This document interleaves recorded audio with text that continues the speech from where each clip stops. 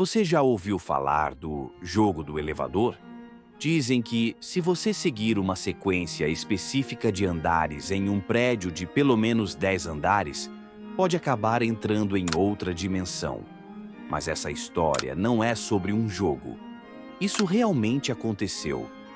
Tudo começou quando Lucas, um jovem estudante de arquitetura, recebeu um desafio dos amigos: entrar no prédio abandonado no centro da cidade e chegar ao último andar. O lugar era conhecido por suas histórias bizarras, pessoas que entravam e nunca mais saíam, barulhos estranhos à noite, até relatos de sombras espreitando pelas janelas.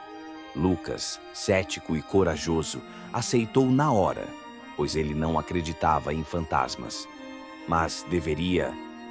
Quando entrou no prédio, tudo parecia normal, até ele chegar ao elevador.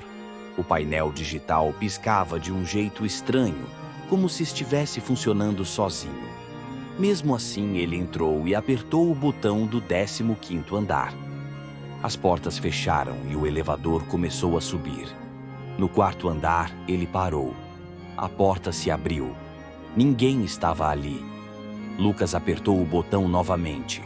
O elevador fechou e continuou subindo.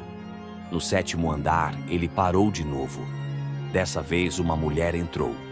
Ela usava um vestido antigo, meio amarelado pelo tempo, e olhava fixamente para a frente, sem piscar.